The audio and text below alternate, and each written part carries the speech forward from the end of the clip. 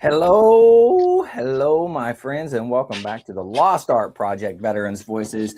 You got to see it right here, new intro. I don't know if you guys caught on to that. I put it together. Hopefully it's all right, but we got a new intro. But hey, we're going to have a fireside chat. We're going to have a good chat. I'm looking forward to it. But if there's something you can do for me is go to this website, thelostart.podbean.com. Go check us out, see what we're all about. There's a couple ways you can help support us. You can go in there, click on that merchandise tab. You can go in there, get you some cool merchandise. You can get you a hat. You can get you a shirt. You can get you all kinds of good stuff. You can get you a little mug. You can get you all kinds of goodies in there. But anything you get out of there helps us here at the podcast and getting our veteran voices out for all to hear. Big shout out to the Till Valhalla Project out there doing amazing things. If you don't know anything about them, go check them out. Even if you do, check them out again. I'm telling you, they're a great organization. They do amazing work. So please go find them at tillvalhallaproject.com.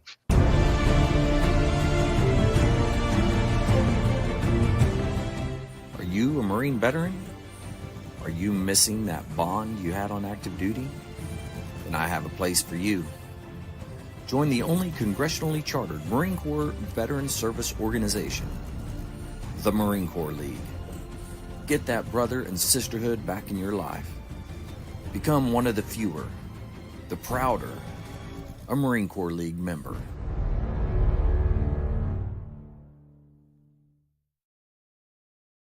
All right. We are back, man. We got everybody here. I'm excited, man. We got Jim coming back. Jim, how you doing? Okay, thank you. Glad to be back. That's awesome. I like your hat there, by the way. Oh, thank you. There. Yeah, that's a good hat. And if you haven't heard Jim's story, man, you need to go hear it. You got to go back, check it out. He tells a great story. So I don't know. And I think he had a good time doing it as well. Yes, I did. Whenever he was on. Yeah.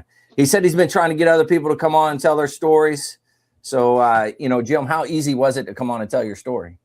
It was extremely easy. In fact, in my February bulletin, I put in some comments about if they have reached out to you and participated, I was hoping to get their feedback to see how it was thoroughly enjoyable. Nice. It was easy. You made it very comfortable. No problems. Nice. Well, hey, you hear that out there, everybody? Yeah, come on, come and tell your story. You're serving your story. And I had a Marine friend of mine just tell me, he's actually the commandant of my detachment. And he said, I don't have an interesting story to tell you. And I said, yeah, you do. We all have different stories, but we have stories to tell. Absolutely. No matter what you did. So. Yeah. I always say, if you went to boot camp, you got stories. Because I'm telling you, everybody got stories on their drill instructors. We can sit here all night long talking about boot camp and all the shenanigans that have happened. But just that alone, you've got enough stories. And the time flies by. I was doing an interview today, and the gentleman I was interviewing, he's like, oh, it's probably going to be about 20, 30 minutes. An hour and 40 minutes later, he's like, oh, my God, we've been on here for an hour and 40 minutes. I'm like, yeah, it goes by quick. You get to talking, and it just flows, All right. Jess, man, how are you doing? Hey, I would say in the Great White North, but now I'm in the Great White South.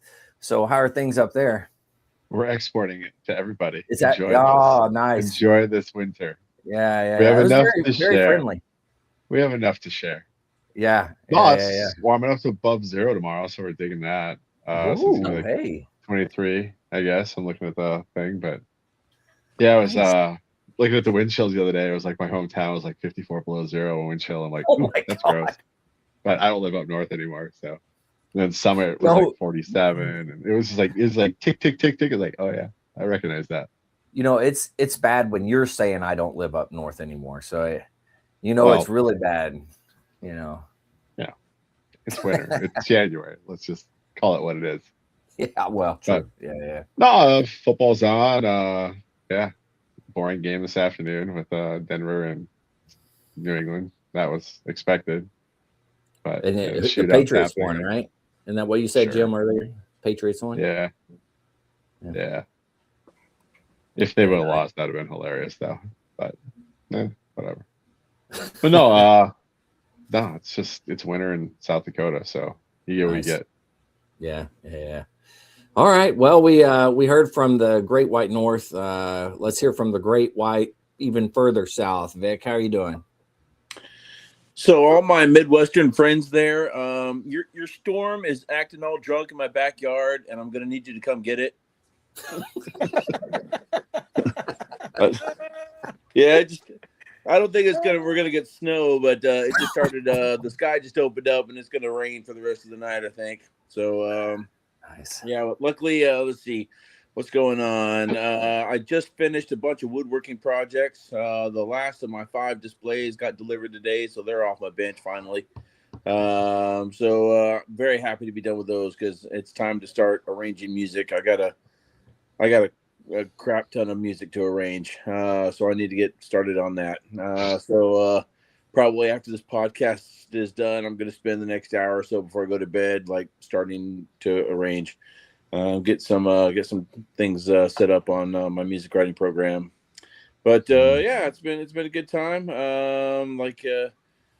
Not riding much because of all the foul weather, and after the rain passes, the cold front's behind it, so the highs are going to be the lows are going to be down into the teens and 20s, and then the highs are going to be in the high 30s. So not as close as up north, not as cold as up north, I know, but it's cold for us down here.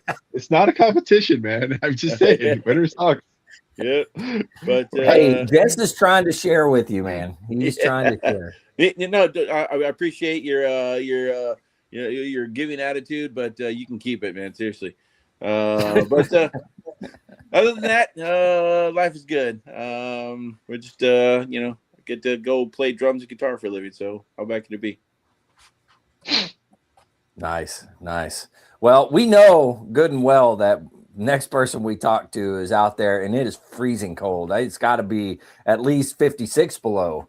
It has to be out there in California. Mark, how you doing? I'm doing outstanding. Yeah, it dropped down. I went to the gym this morning, walked outside, it's like 39 degrees. Like, dang, what the heck? And then, so bad, it only got to about 72 today. It's like, what? Man, this global, this climate change, just, I can't understand it. Can't understand. It's horrible. It's horrible out here. How are you making it, man? I don't know. I don't know. You see, I got a little jacket on right now. Oh my gosh. Even having to pull the jackets out, man. Yeah, it's rough out there. Once the sun it was bright and sunny, but once that sun goes down, it gets cold out here. Yeah. You got some long johns that you can put on. I haven't went that far yet. No. Okay. Well, I haven't visited Iowa for a while in the winter, so I bet you it's a little different there. I'd have would you there, visit I'm Iowa sure. in the winter? I'm sure that's where I have a nephew. He's leaving Iowa tomorrow morning and heading out west for a little warmth. So he's going to come visit me on Thursday. Nice. Got a visitor, man. I don't know. He probably won't be able to handle the weather out there. I mean, hopefully he'll be all right. I'm sure he will. Oh man. Well, we had Jim on a couple weeks back. We had some good discussions, I think, and you're back again, Jim. We're going to talk some more. What do we have in store for us tonight, Jim? We're going to talk about having plans for when we die, so that we don't leave our significant other out in the cold as far as not knowing what the heck to do. And I've seen far too many veterans, including some very, very close friends that I've helped bury in the last 2 or 3 years, who actually listened to my presentation, and yet their spouse had no idea what to do, panicked, and was calling me. And so we had to help.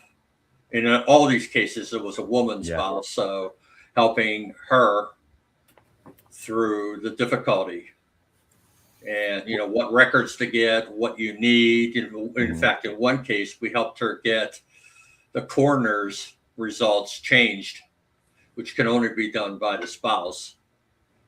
Was actually able to go in, talk, and get it changed, which got her the dependent indemnity compensation, which is that $1,600 plus dollars a spouse will get if their significant other, husband, dies as a result of their injuries, illnesses, or they've lived at least 10 years. When we talked a couple of weeks ago, we talked about that 10-year rule and why legislation is so important for us to follow. And there's just countless examples of that. So tonight we're going to talk about some of the things. I started putting this program together in 2022. Okay. And it was called something different back then. But the Marine Corps League for Pennsylvania, State Marine Corps League, asked me to do a presentation for all the state officers. So I did that. We kept it to an hour. And then later on, they asked me if I would do it and have it filmed for the Marine Corps League, which we did. So it's all on YouTube now for people who want to, use it. But I figured we'd talk about this because, and when I talk to elderly people and everything else, we think we're going to live forever. My neighbor across the street, Bob, 46 years old, just before Christmas last year, died sitting on his couch, had a massive heart attack. Wow. And left his young wife and 3 very young children not knowing what the heck to do. So, hopefully we get some information, and what information we get, as always, do we share it with other people? Because as I always say, there's strength in sharing information and learning from one another. All of you will have different things that you may or may not be able to add in tonight's discussion or any of the discussions we have on these podcasts. Yeah, so absolutely. That's what we'll be talking about. Awesome. Well, when you're looking at all this, what is kind of the most important thing that you want to get across? Like, what is it that that the listener, whoever that may be, but whether it be the veteran themselves or a spouse, like, what's the most important thing to get across to them tonight? You need to have it organized and either in written format or some format that's readily accessible to the spouse. And if you have adult children, like both of my sons, I have a 54-year-old Navy son, and then I have a 46-year-old son. And they both know where the information is. It's in a file. It's about 4 inches thick, and it has everything in order for my wife, exactly what she needs. They know how to get into the safe. They know what to look for. I have 3 veteran friends. One happens to be a chapter service officer. So if there's any problems with my death, that they can help her. And I make sure I update it, because one of the people I had on that list died 2 years ago. So I had to put a different name on her. So just making sure that people know where it's at. One of my best friends, he served with the Walking Dead in Vietnam. Billy, he died 2 years ago, a little over 2 years ago. And Billy heard my story. I mean, we talked a lot. We were close friends. And when he died, his wife was in shock, first of all, because she lost her husband, but had no idea what to do. And so we helped her. We actually got his death certificate changed. I'd back it up a little bit, Jim, because honestly, the first step you got to have is a conversation about it, because that's where a lot of this is failing. You have the best plan, but if nobody talks about it and you don't actually talk through the plan or what you want, it's not going to go anywhere. And that's where a lot of the hangups have been lately, is they never had the conversation, because death is depressing and scary, but it's inevitable. Yeah. Something about taxes and the other thing. But I mean, we've had like significant problems we run into is like, there's been just, they never even talked about it. So we're starting from scratch. Wow. So even though they may have had a plan, but nobody talked about it. So well, updating it too. Execute it. And my wife just got done doing this. And your brain's jumbled. Think about it. If I died suddenly, my wife has loved me for 56 years now, but she's going to be in shock. Yeah. She's going to be worried about all these things that, in panic mode and everything else. Yeah, Like I'm a calm, methodical person, so I can methodically work through things, but not all people can do that. And even being methodical, it's better if it's in writing so I can go back and revisit it. That's very true. So my wife and I just finished our estate plan. Sorry, go ahead, Jess. There's estate planners, estate planning. This is an entire profession of lawyers. So you can play it's all in the packet, and they walk you through the entire thing. So you can talk about probate versus not probate. You put it into a trust or special needs trust, because I have a daughter on the spectrum. So there's the entire plan and how it falls in. It's just step by step by step by step. There's an entire process you can go through. Real quick, Jim, are you talking when you say write it all down? Are you talking like a will, that type of thing? A will's good. Yeah. And there's the entire packet. Just a whole lot of things. I have my 3 insurance policies. I have 3 different insurance policies, and all 3 of them I have in the very front of the packet that has the telephone number to call. It has the ID. It has the actual forms that I signed and everything else, how much money would be coming, et cetera, et cetera. So she has all 3 of those are there. She doesn't have to go through my 4-drawer file cabinet and start searching for it. It's all in one manila envelope, or if it takes two, whatever. And then you have to revisit it periodically because some things change. And even with estate planning and visiting the funeral homes, because they're very helpful too, if they're good, helping you if you're a veteran, but it's still good to have other bits of information, Social Security number. You need to notify the Social Security company, or you're gonna get a bill due for overpayment of a deceased spouse. Did you notify the military, the VA? All these things. I mean, there's a methodical way of handling all that, and people need to be prepared.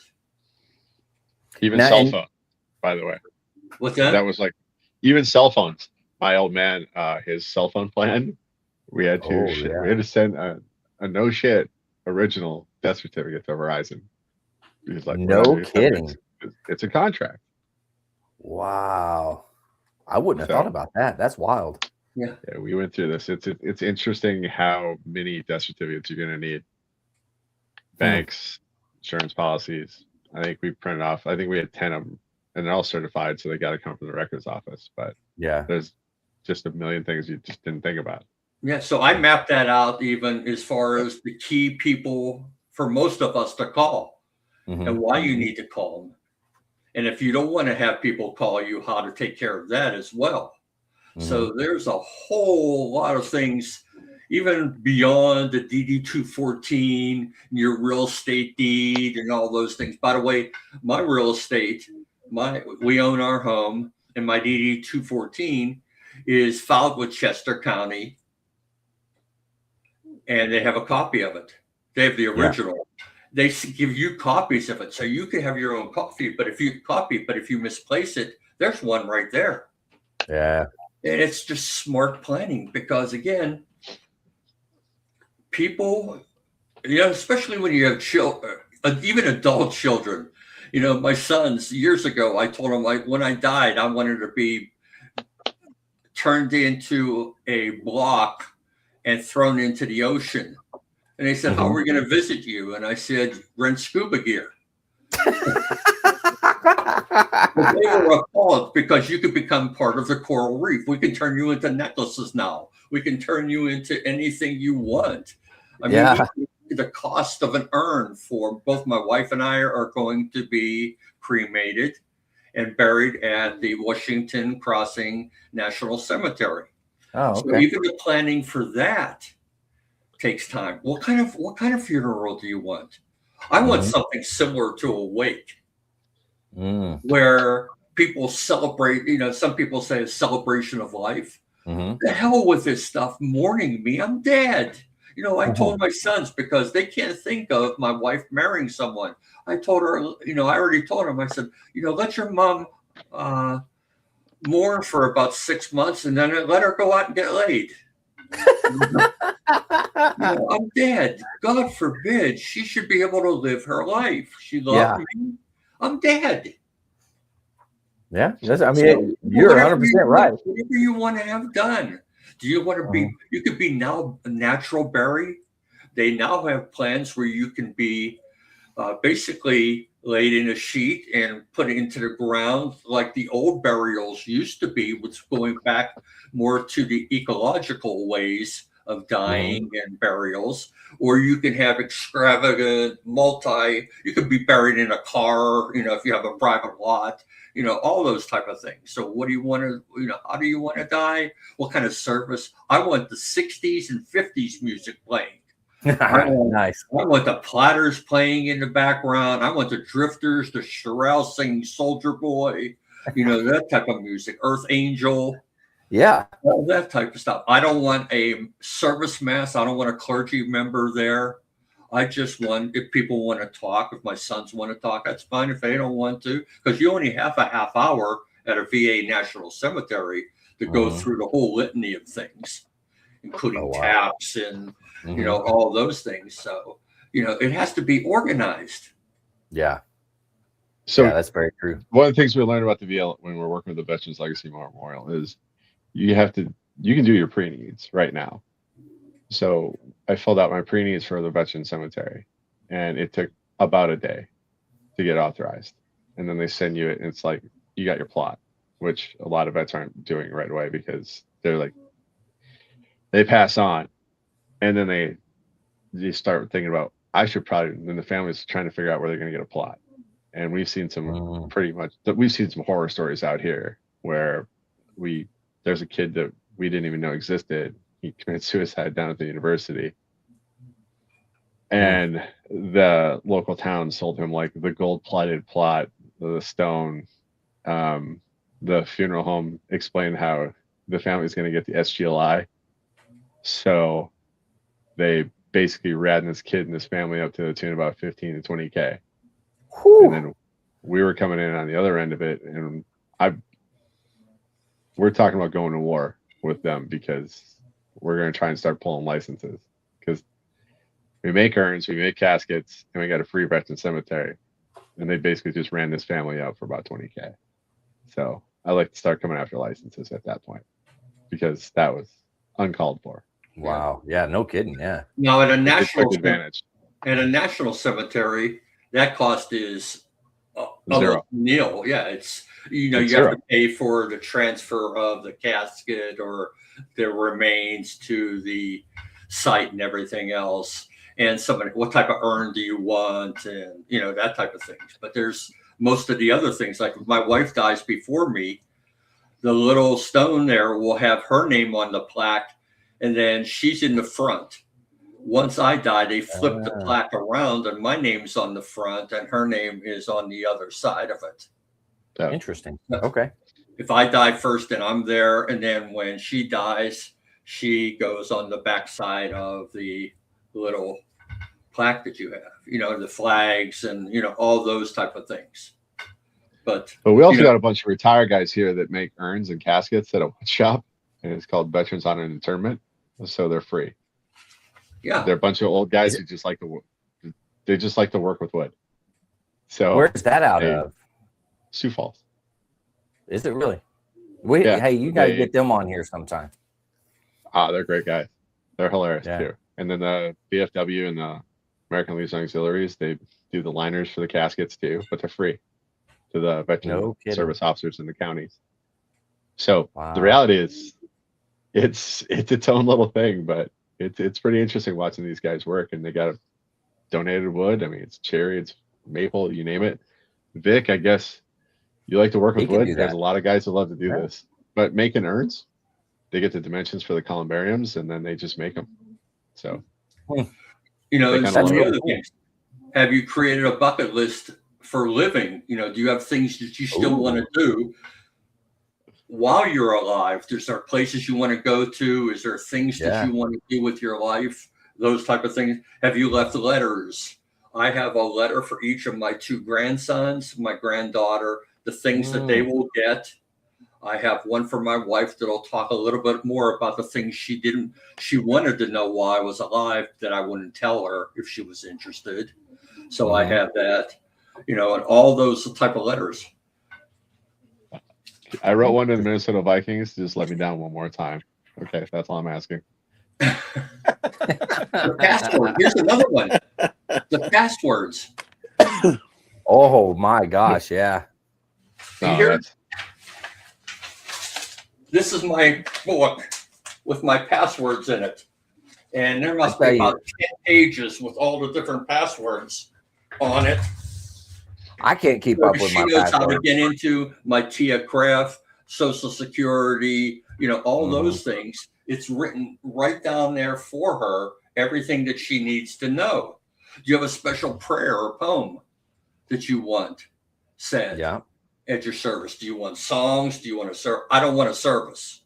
I don't want clergy involved whatsoever. What funeral home do you want to use? Have you made an agreement with that? Have you talked about it? Because that's still going to cost some money, especially if you're, for your spouse and everything else. What do you want inscribed on your headstone?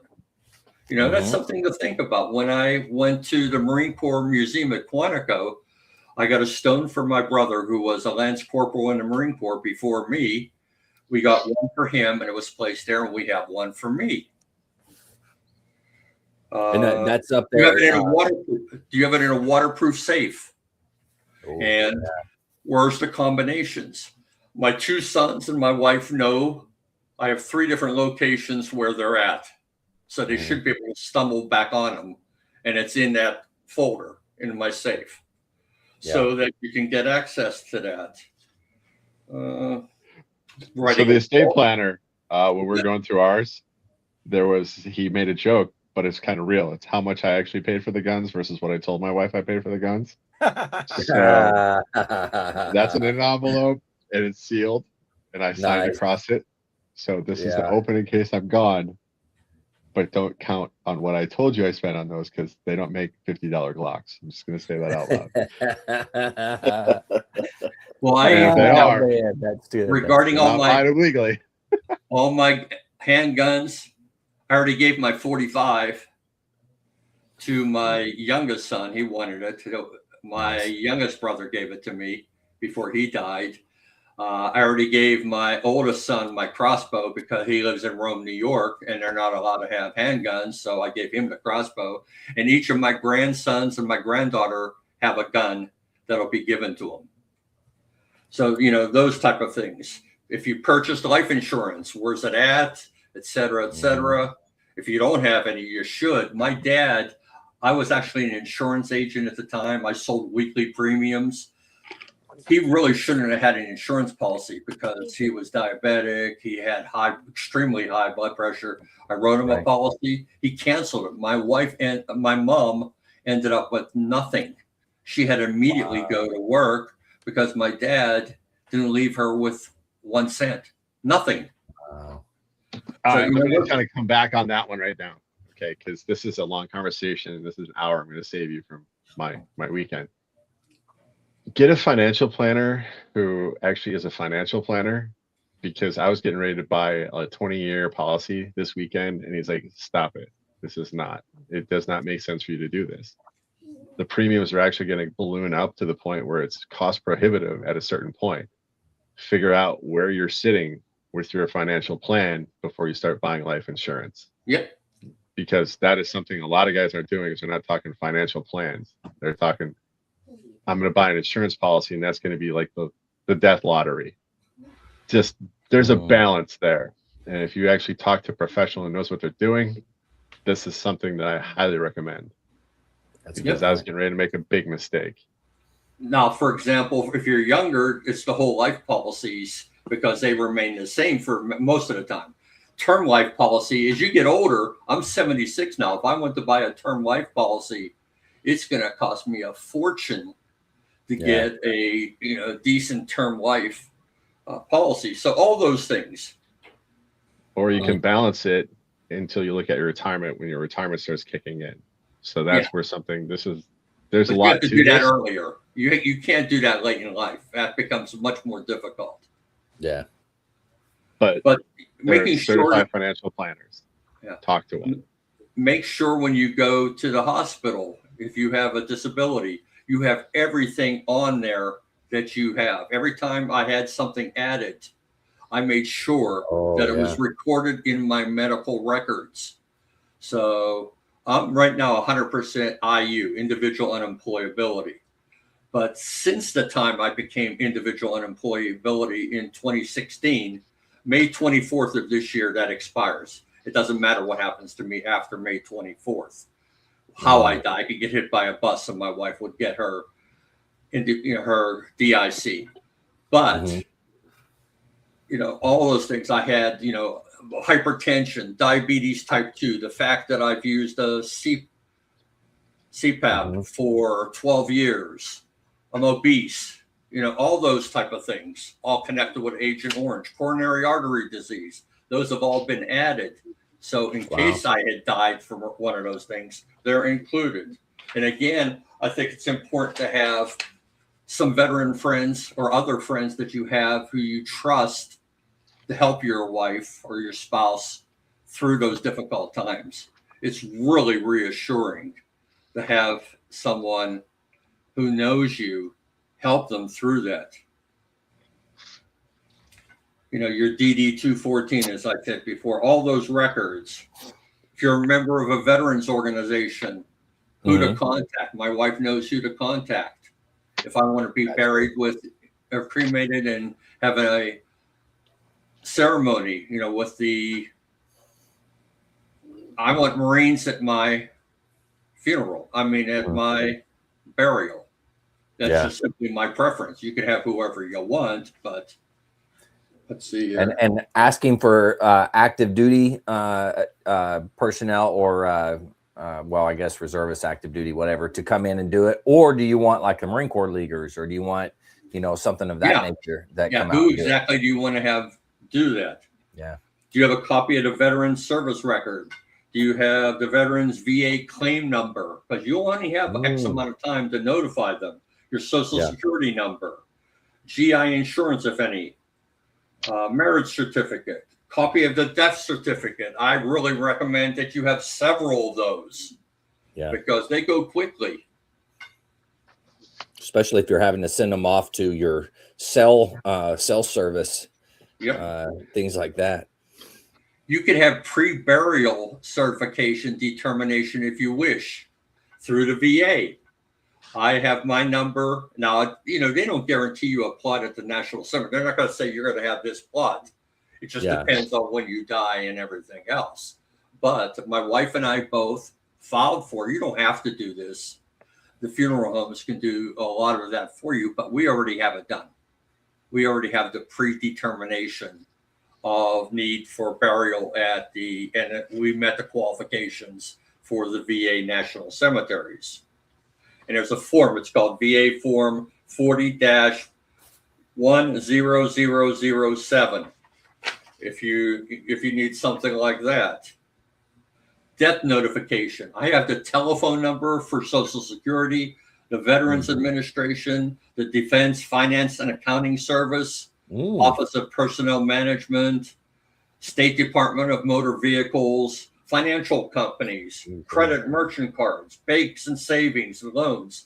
When my mom died a number of years ago, my two brothers that were both living at the time and I gathered at her home where she rented along with my wife. She had just a limited amount of money in the checking account at her bank. She didn't trust banks. You know where she had money? She had over $7,000 sewn into her outfits that she wore at one of the hospitals where she pushed the gurneys. Yeah. She worked there. She had over several thousand, and my wife figured it out. She said, Jim, think about your mom and how she didn't trust banks. Where does she have the money? So she started filling through the clothing, $7,000 in cash. Wow. So, I mean, that is pretty smart, though. I would have never thought to look there. Yeah. So it's, pension providers, financial planners, stockbrokers, mortgage companies and lenders, banks and credit unions, insurance, disability insurer, automotive insurer, credit reporting services. All those things are important to have. Yeah. Experian, Equifax, TransUnion, memberships. What memberships do you have? Some of them recycle every year and you're going to get a bill for. Yeah.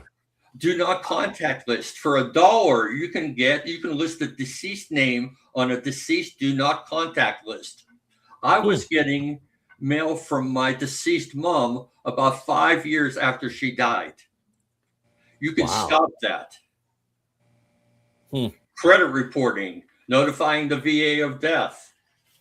Really important, because if that payment keeps coming in, somewhere along the line, it's going to come home. Let me see what now, Jim, I know you've got your list there that you're reading from, but is there a place that you have this like online that where people can go and find it? I absolutely do. It's just like my Veterans Bulletin. By the way, did any of you get it? Or did you? I did. Yeah. Like it? You didn't get it? I got it. I don't know. Whoever contacted me, I sent them out in January.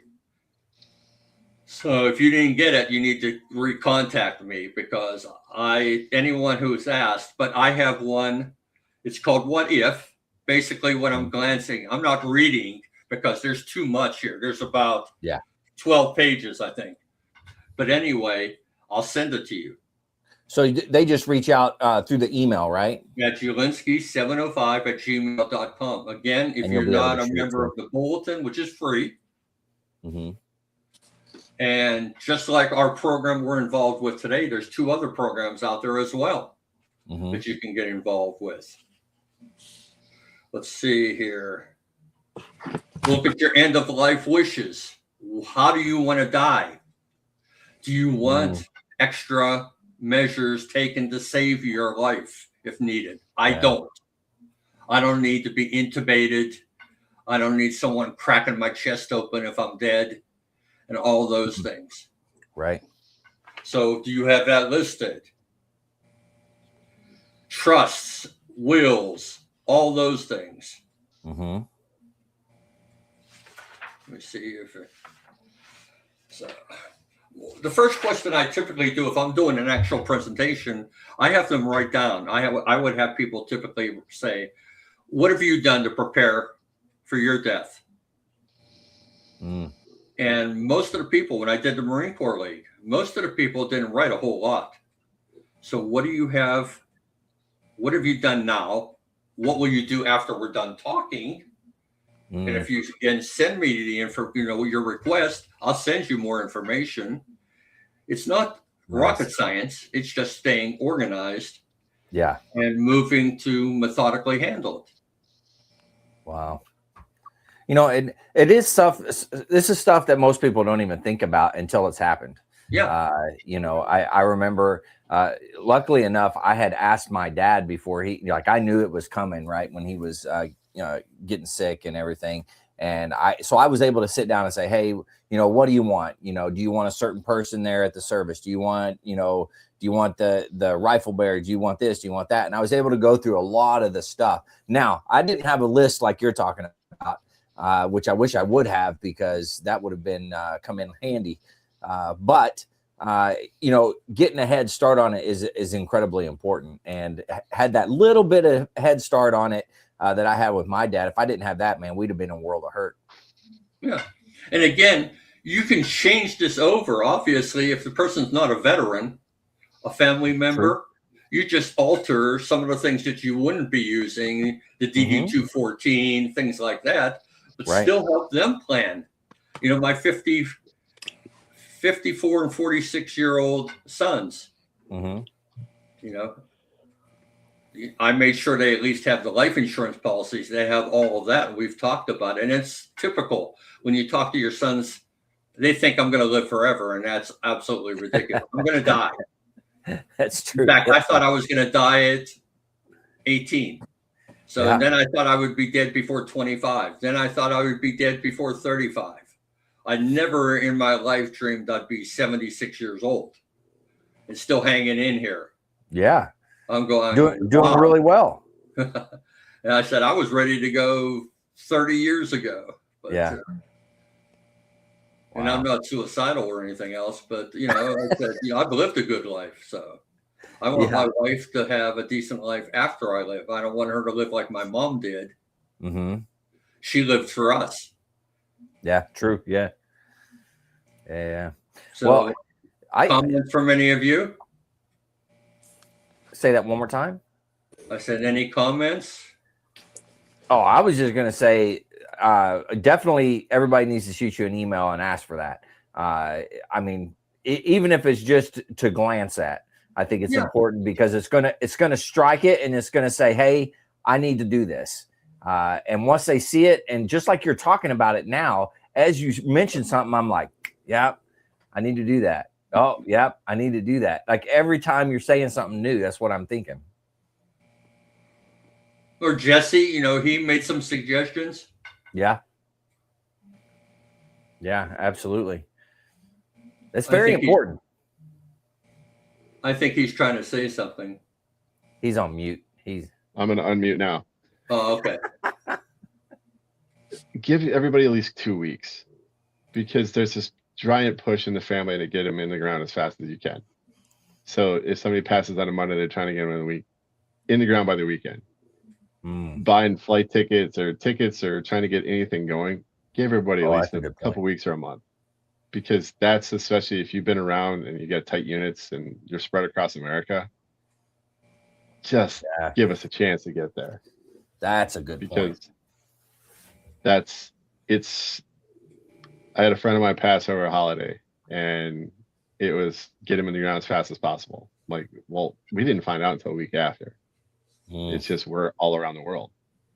So by the time you get a chance, it's like, okay, I'm not driving to Florida in the middle of winter. It's just not trying to make this a twofer here. But tell the family to give everybody a couple weeks. That's what I'm going to say. That's pretty smart. You know, especially the younger, I would say the younger that you are, I think that's becomes even more important. Because there are people spread all. I mean, you look at people, you know, the younger generation still working, still out there, you know, doing the daily grind. Well, they're going to have to take time off work. They're going to have to, you know, they got to plan for this stuff. You know, so and then there's times very true. You can't always make everyone comfortable with what you do. Here's an example. If you're at the end of life, so let's say you're in the hospital dying. I want to die at home, hopefully, but I'm in the hospital dying.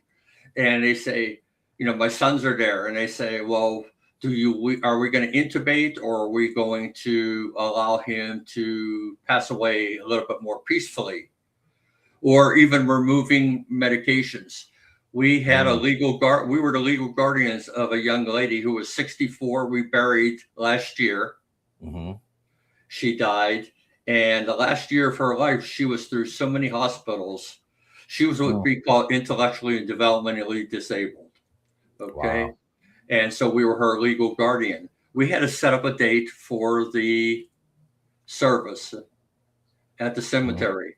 One of my sons wasn't happy with the day we selected, but we were trying to allow not only for my sons to come if they wanted to, which they did, but also for the people who lived in the home where she resided, because she didn't live with us. We were just her guardians, and we saw her frequently. So trying to arrange that. Or if the person's dying and then you have disagreement between the spouse and the children, adult children many times, saying, well, we don't want that. We think you should intubate him. We think you should try to keep him alive forever. And it may not be what the person, you know, I always tell people, you have your life to live. I have my life to live. I want to choose, if I can, how I die. Not having anyone else choose how I want to die. Yeah. Does that make sense? And that's absolutely tough to people. Yeah. And these are all, you know, tough conversations for a lot of folks, you know. But it's a conversation that needs to be had. It's a conversation, like, the individuals need to sit down and decide and figure out what is the plan, even though it may be a tough conversation. And the earlier you do it, the better. And then all you got to do is just update it as time goes on. Yeah. And like Jesse said, you can plan better for things that are going to be cheaper many times when you do it earlier in life than when you get older in life. Yeah. Yeah. Very true. Wow. Man, that's a lot of food for thought tonight. Holy moly. That's awesome. Yeah, we just got done doing this. So you got the estate plan put together. That's good. You have to go visit it every 5 years. We also live in a very trust-centric state. So this is where the world's money comes to. So my little trust is very, very simple compared to the multi-billion-dollar trusts that come here from everywhere else. But I'm sure. We're kind of trust-centric here. Man. But I mean, the estate planners, I'm looking at some of the books on Amazon. I was like, I'm dead, now it's your problem. That's one of the books you can buy. I'm dead and I'm still telling you what to do. That's another book they're $10. Oh yeah. It just checks the boxes. The funeral homes have lots of information. If they're good funeral homes, they have a lot of things that cover a multitude of things you need to have. You could stop funeral buying. Homes are also a business too. So yeah, like I said, there's a lot of things out there that just aren't covered in funeral homes because it's not conducive to their business models. So I like to say approach that with a certain distrust. Well, I'm assuming, and you guys can correct me if I'm wrong, because I don't know this, not dealt with a lot of funeral homes. I don't know. But I'm assuming that they're like funeral homes have a reputation, right? Or an online reputation, if you will, if they've been bad or they mess people up. I would assume that would be out there, and to do a little research ahead of time is probably research is good. Research is always good. But if you buy a policy, or if you buy, like my stepdad bought his when he retired from the Secret Service, and over the years between when he retired and when he actually passed, that place kind of took a dive. So it was not great. We had a great contract, but they kind of forgot him a few places when it was kind of awkward. Like, where's Gene? Oh, his ashes were, he's still on the stage. We got to go get him. Oh no. Because that was just, there's little things like that. I mean, some are better than others. There's also out here, especially in the Midwest, where there's a funeral home. You try and have one in a town. Sometimes you kind of get what you get. And for a while there, the best place to score meth was the same place that was burying everybody's grandma. Oh no. Or there's been horror stories where they've been selling the bones to a company. They're selling your body to somewhere. Your cadaver. I saw, and I don't know how true it is, but it was on social media, so there's no telling if it was true or not. But there was a mom that took her son to a museum, and it had like a skeleton type of thing, or I can't remember exactly what it was, but a former person that was there, and there was something that person had that she recognized, and she was like, "Hold on a second, that's my dad. He's supposed to have been cremated or whatever." And so throughout the thing, eventually it came out that that person was sold, and it was black market type stuff. But I don't think the museum that had him knew that necessarily. But it was very weird. Like I said, I don't know if it's true or not. It could have just been some stupid story that I saw, but I have no idea. There are if there's something weird, it probably happened somewhere sometime. Yeah. Just someone. Usually in Georgia. Usually in Georgia. We just point that right at Georgia. That's the next place my wife wants to go visit. Nice. Man, she said it was so beautiful when she went down there years ago. Really? Mike's out in Georgia, isn't he? I know. That's why I said it. Yeah. He's not here, so I can take my shots when I can. You can pick on him right now. He's not here to defend himself, so Shot over. Shout out. Don't worry, he'll watch. Actually, he doesn't even watch our podcast, so it's all good. No, but I mean, what you're saying is exactly right. But at the same time, it's frustrating as hell because you had to have the conversation, and then there's also the plan, and somebody's like, well, I think I'm going to do it this way instead, which just shoves that thing right off the rails. Oh, So yeah. I'd also recommend you write your own a bit. That's a good thing. Yep, that's it. Absolutely. AJ and I were talking about during my time, but I'm like, I can't tell you how many times I hear about Lance Colonels in the Marines. I think he was a Lance Colonel. I mean, it's just a reoccurring theme. They'll just make shit up. And some of these obits are just so like, who wrote this, man? I'll tell you one thing. If you now, Right, I'm the older Chat GPT generation, right? I like the Chat GPT. Other people like all the other AI stuff, but Chat GPT will do really good, man. You put all your information in there, and it'll come up with an obituary that's like superstar. It'll make it. You know what? Even the stuff that we have, for example, my walls are filled with plaques and certificates of merit, and from when I taught at Penn State, or when I had my own company, or from the Marine Corps, or from my tours in Vietnam, or from my fighting for legislation. You know, they have to decide who wants anything, if they want any of it, or just to burn it all. There's a picture on my wall, though. You probably can't see it. It's right here. It's one that my son did in charcoal of me in Vietnam at Quezon. Oh, wow. And he redid it on a wall. And it's approximately, I want to say, 3 feet high by 6 foot wide. Holy cow. And we're going to donate it to a veterans. Like a veteran home or something? Yeah, like a museum or veterans museum that we visited. So, and then my wife has all the letters I ever wrote her, where are they going to go, and stuff like that. So, things that you have to think about.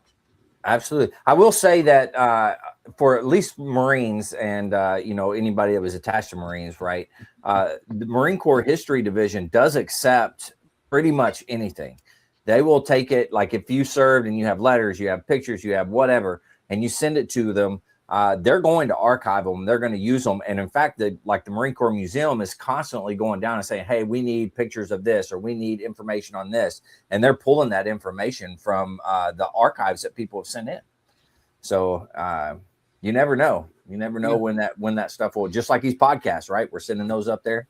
You never know when somebody may pull them out and be like, hey, this is this benefits and talking about this, that the discussion we're having tonight is the one thing they need to put up somewhere. So you never know. So in Wisconsin, they get the state University of Wisconsin-Madison. They get the State Veterans Museum, and it's actually in the River Bend in Madison. But that is like the biggest repository for everything from Wisconsin. So everything from like yo-yo cords to decks of cards. You guys are just dropping off everything. They scan it, attach it, tag your name to it, and actually kind of put your time frame on it. But there are a lot of states that are actually stepping into this too, because it's a history division piece, and they're archiving it the way it should be. Yeah, absolutely.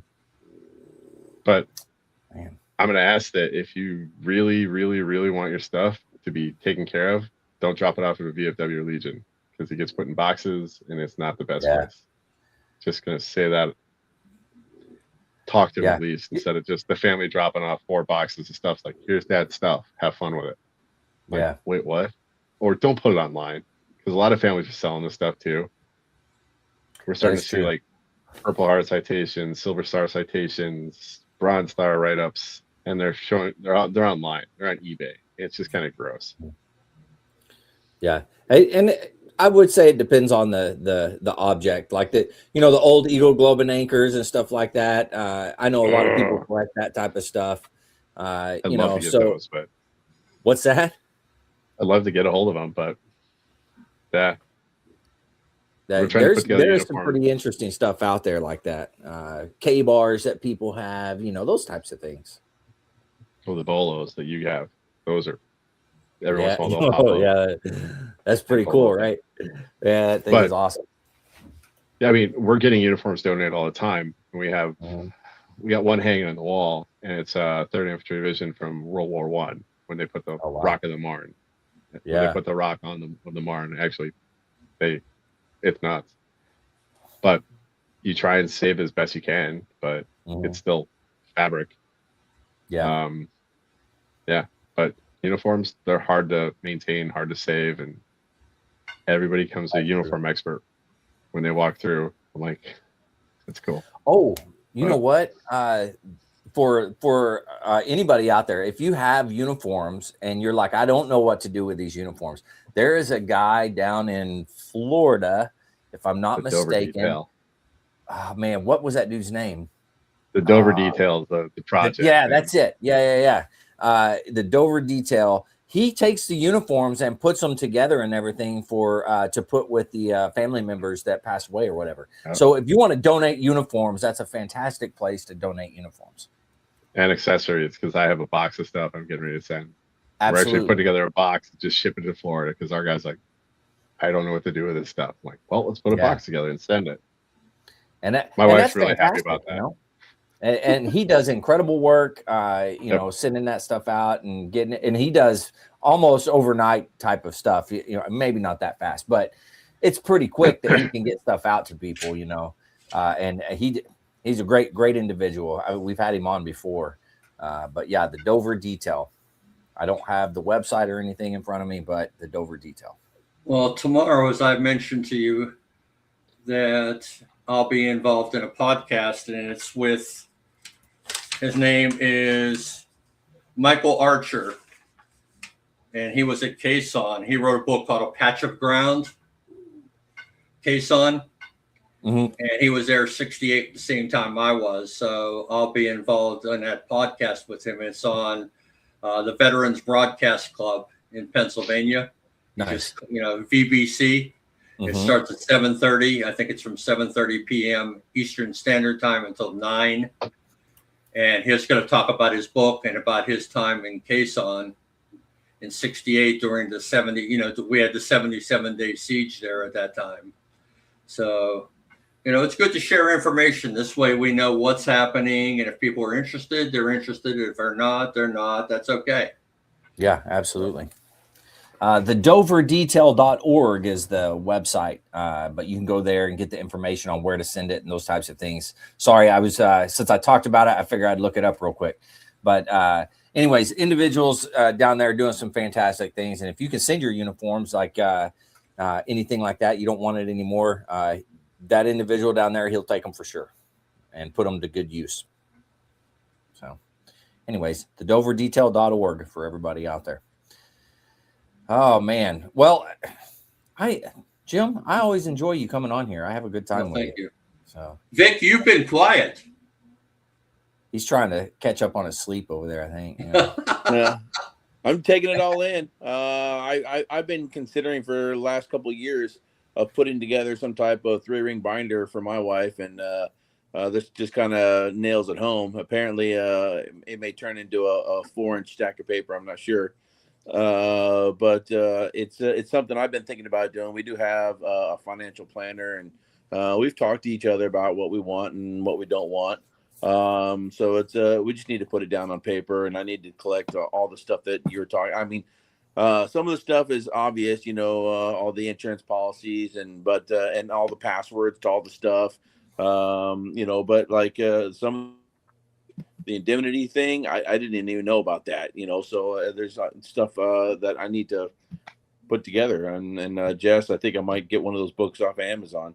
The other thing I'm scared about is my in-laws have a 180-acre farm, and my wife is an only surviving child. So it's coming to us, and I'm trying to talk mom and dad in. You know, they're in their 80s now, so it's tough because they grew up in a generation where they don't talk about things, you know. So trying to get them to talk about the farm and what are we going to do with it, and it's scary because the last thing the farm is a century farm. It's been in the family for over 100 years, for like 106 years, 107 years now, and it's coming to us. And I don't want to have to break up the farm to pay for the death gratuity tax. So I'm trying to figure out how do I talk mom and dad into, you know, putting it into a trust, you know, and dad just doesn't want to talk about it. So it's we're going through that right now. So wow, that's a tough bean to crack. Yeah. Well, you're talking legacy stuff for, you know, when it's That's legacy, really you're tough. attached to it, right? Yeah. No matter what, you want to hold on to it. And so it's tough. That's a tough conversation, man. Yeah, I mean, and neither one of us are farmers, so it's not like we're going to move back to the farm and take over farming it. So it's the best I can think of is like renting the farm out to corporate farmers and the land, and I don't even know about that yet, but there's so many things. But one of my good friends from college, he's basically a farmer's banker. He's the CEO of a bank that's in the middle of farm country in Nebraska, or I'm sorry, in Kansas. So I'm like, dude, I'm going to be leaning heavily on you. He's like, don't worry, man, I got you. So I at least I know somebody that knows kind of what to do about it, but I'm like, just trying to get mom and dad to talk about it is tough. So there's also CRP, crop rotation programs. And I think that's one of those things that's really interesting, especially in Iowa, is they put it back to nature. And that's something that a lot of smaller farms are looking at up here too. Okay. Wow. And then you can actually start throwing like beehives on it and stuff like that, because the beehives are getting nuked by agrochem. So there's a lot of different things you could do, especially if you don't want to deal with leases and interesting things. You can put it in some type of a natural program. That's interesting.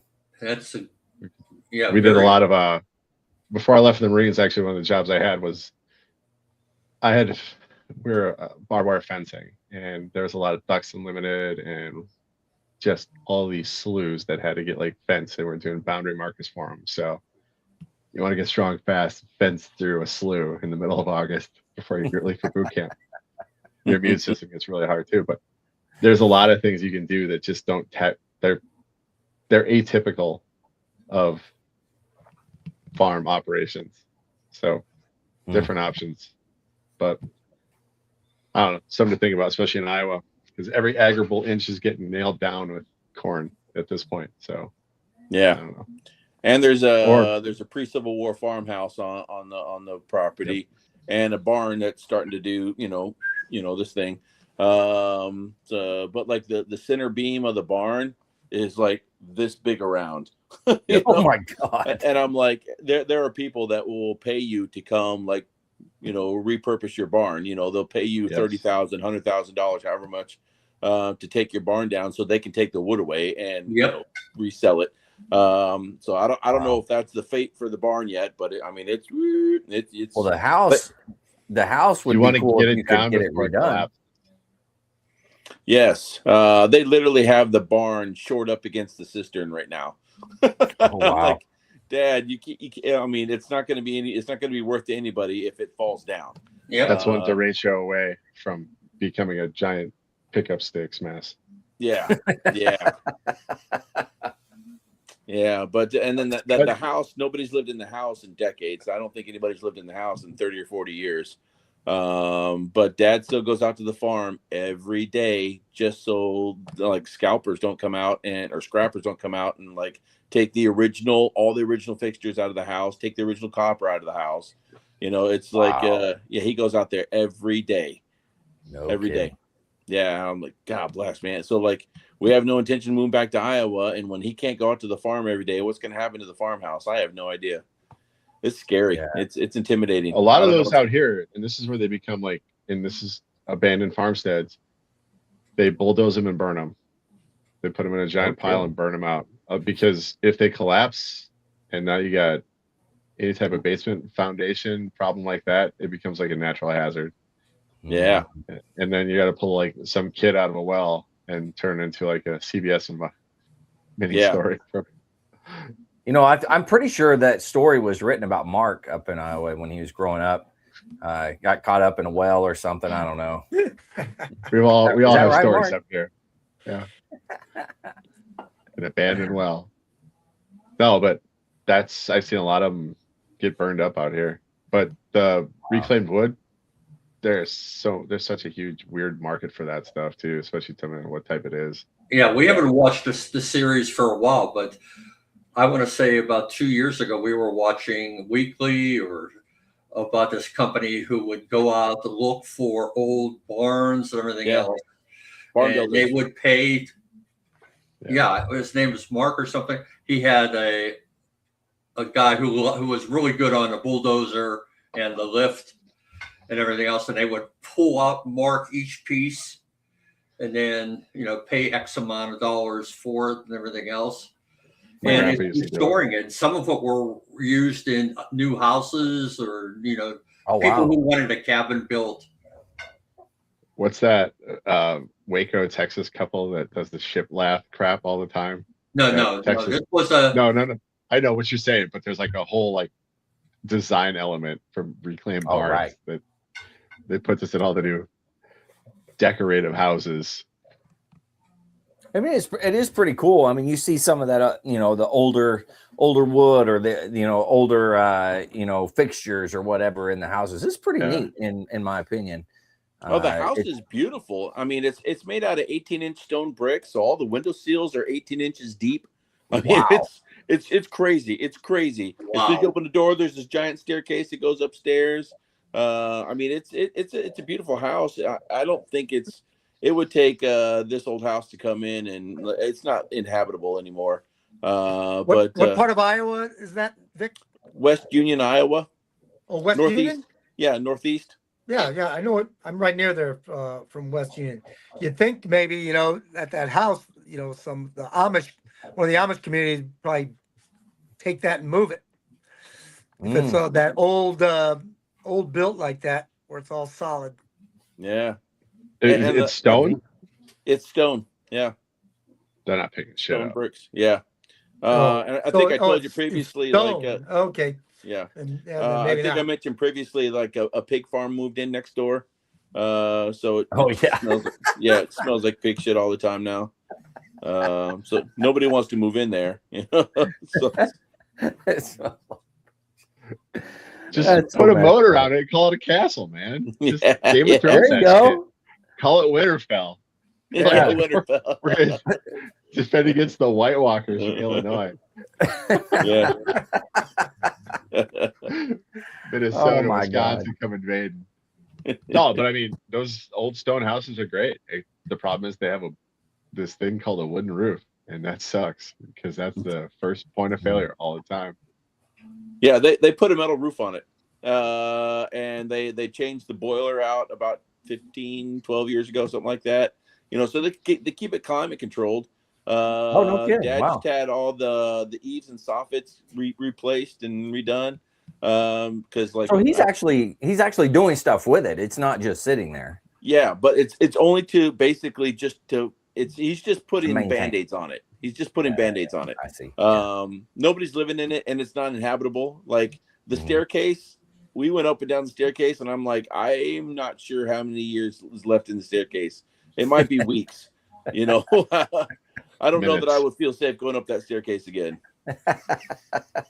My great grandparents' old farmhouse up in on the state line in North Dakota, South Dakota. That was like an amazingly done woodwork, and it's on a timer.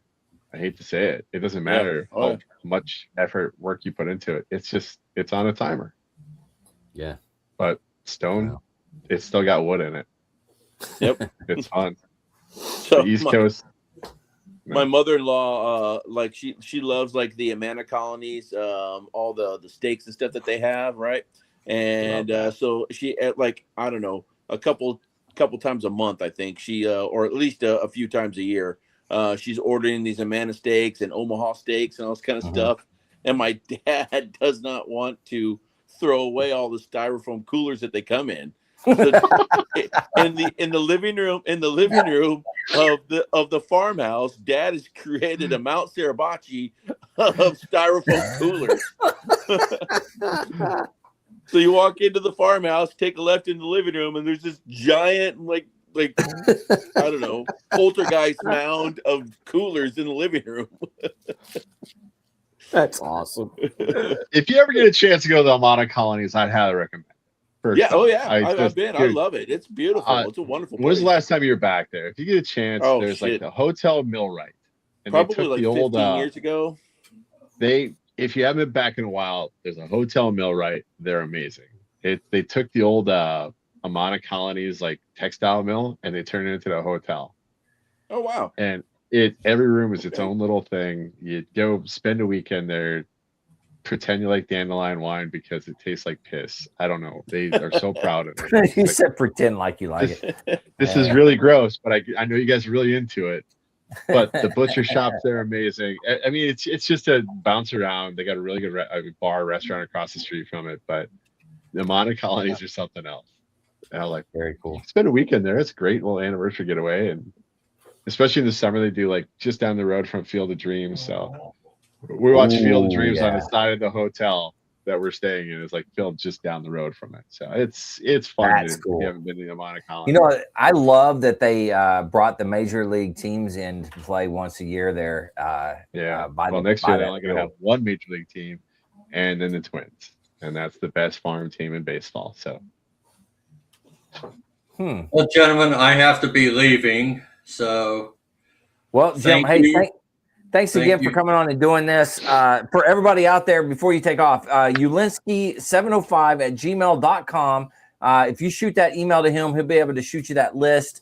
But thanks for putting together a list, and then thanks for like making us think about it. That's awesome. Thanks, Jim. Always welcome. Glad to participate. Thank you, Jim. Absolutely. I just sent you an email a little while ago. Thank you. Appreciate you. You're welcome. You take care. All right, Semper Fi. Thank you, everyone. But shoot, I was going to say something. I don't remember what. Totally slipped my mind. Well, we can start wrapping it up. You guys got anything else you want to talk about here? No? February. No, man. It's we've been talking about death all night long. Mark's been quiet all night. All right, what did you guys think of my intro? I loved it. I think like it? Right between the head. It's a good upgrade. I missed it. I was getting something to drink when you were running it. Sorry. I think the rebrand works for everything because honestly, you hit it between the eyes when it comes to like it's a repository of information. Yeah. You know what? ChatGPT is way smarter than me, and I just ask it questions, and it always compliments me, which I appreciate. You know, I put a question in, and it says, "That's a great question. Thanks for asking that question." You know, it takes a genius to ask a question like that. I don't know if your ChatGPT talks to you like that, but mine has to build me up my confidence. So the design part of that is what's fun. And we keep, all right, I'm not joking. We always get smacked around by the Marine Corps because they're like, you can't use the eagle of an anchor. Like, all right, what are we supposed to do? It's a Marine Corps league. I can't. But we threw it together, and one of our guys is really getting into it, and he threw together like our new logo, and I'm digging it. So it's like Mount Rushmore, eagle and anchor, and then our detachment number. That's cool. He's like, he's just doing this. It's working now. Like, there's an eagle, an anchor. We just got rid of the globe. So come at us, copyright division. I don't even understand why they get so upset about it. You know, it's not like you're out there making tons of money off of this stuff, you know? I'm making tens of money. It's tens. Yeah, tens of money. Rolling in tens of money. We're making dimes of money. That's dimes of money, baby. We're giving it all away. So I mean, like, chill out, man. I don't know, man. You know, I guess it's a good thing to copyright that. You know, because you don't want the Army to try to steal it, right? You don't want that. And I understand it. But at the same time, like, we're talking the Marine Corps League. You know, you would think that little grace there would be nice, but whatever. Well, we put our stuff on Redbubble and got smacked around by that too. AI caught us on that too because we're like using the eagle and the anchor, and we're making like T-shirts and stickers to hand out at like air shows to the kids and stuff. And they're like, "I'm pretty lucky. I haven't been challenged, we'll say, with that yet. So I'm sure it's coming. I'm sure I do something stupid, but."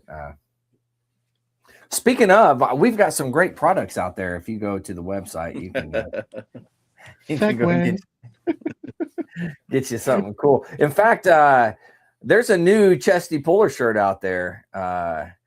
So I'm just saying. Did the family authorize it? Oh my God. If I must say so myself, it's pretty freaking cool.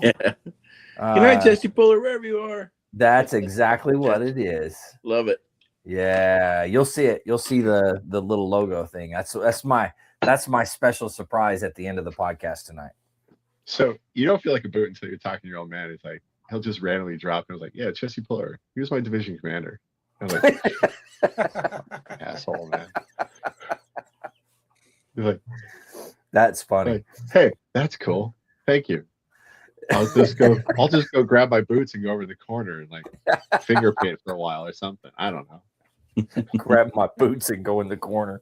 Finger paint. That's good. This is shiny. But no, it's just yeah. Oh man. Well, we could start wrapping this up, man. You want to do your book report first? Ready to roll. All right. It is a history book, but it's also a science book, and it confused everybody when it came out. It's called Guns, Germs, and Steel by Jared Diamond, and it approaches history as a science. It explains how the development of the northern hemispheres was dominant over the southern hemispheres because it was wider, and you had crops that worked across the latitudes instead of up and down. So why did northern hemispheres typically colonize southern hemispheres?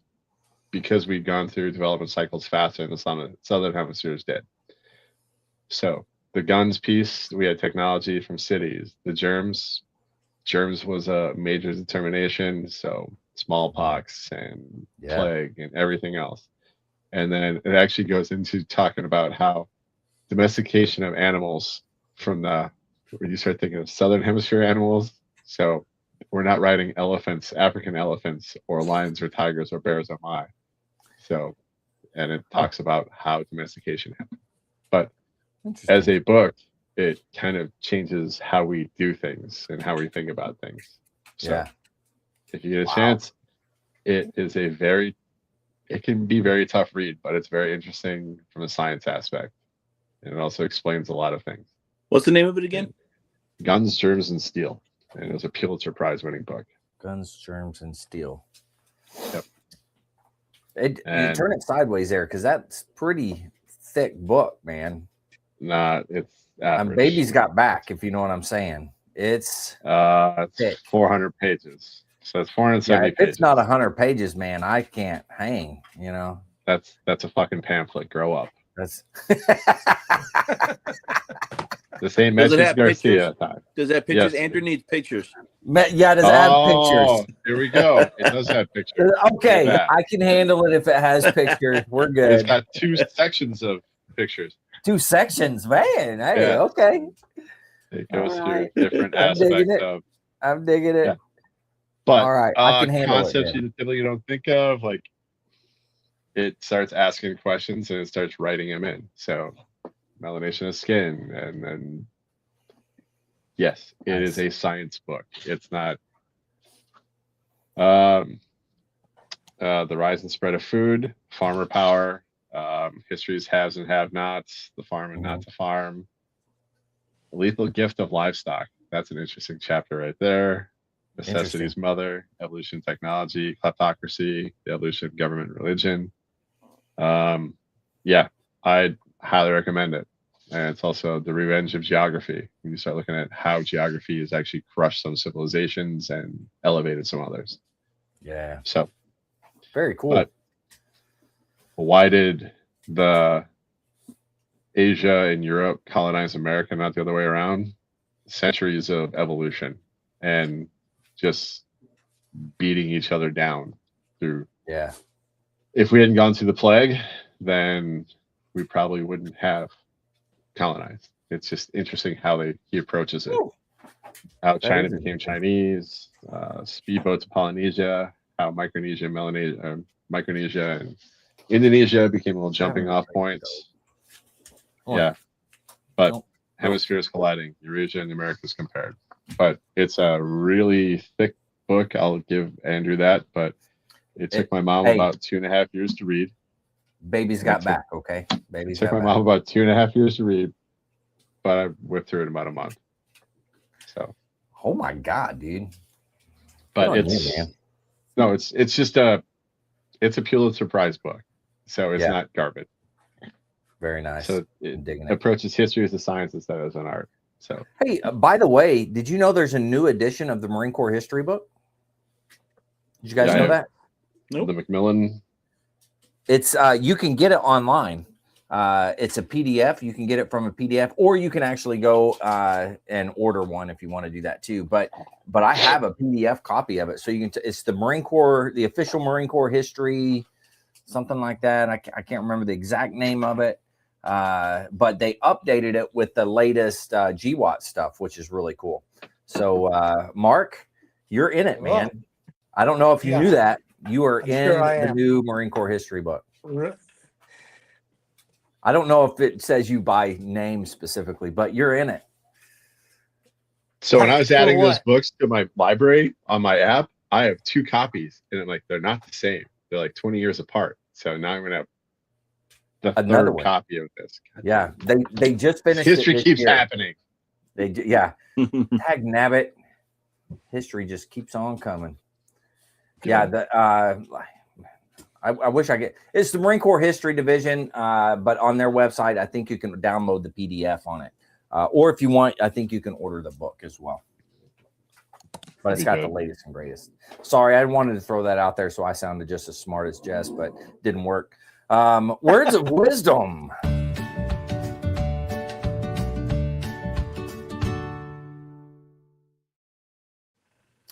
All right, Vic, what do you got for us, man? All right. If you're ever afraid to do something, remember that somebody once said in a meeting, let's make a movie with a tornado full of sharks.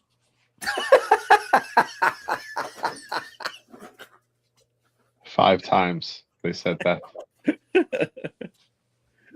Oh my God. Now that was some words of wisdom. Mark, I don't know, man. I don't know if you can even come close to that one tonight. I don't think so. Man, what do you got for us, Mark? I guess I'm gonna have to give Oh, you're muted. Say it again. I'm not muted. Can you hear me? No, you're good. Yeah, I hear you just fine. Oh, I can't hear him. You can't hear him? I hear him just fine. Can you hear me, Mark? I can hear you. All right, yeah, we're good. Okay, I'm gonna have to give the old since we're talking about dying and everyone old and getting ready for dying. I'm gonna have to give some old man advice. Oh. Yep. Never take a sleeping pill and a laxative on the same night.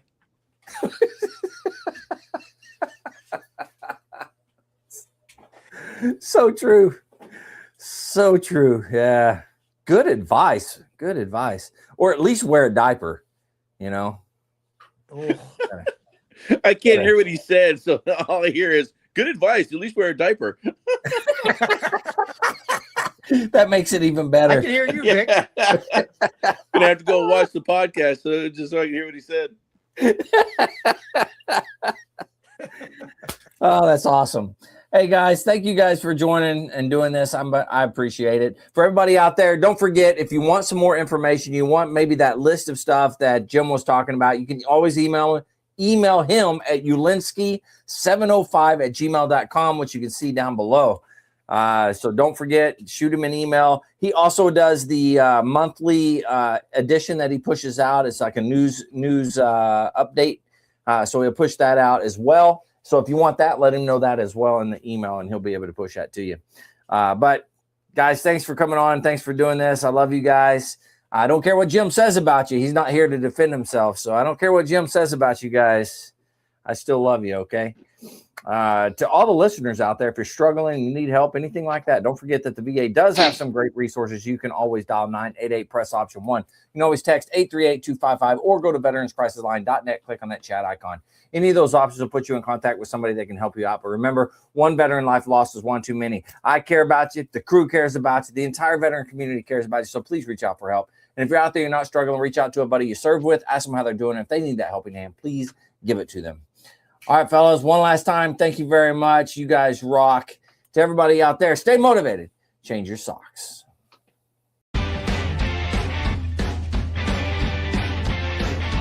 No more 22. honor the journey, and finish the fight.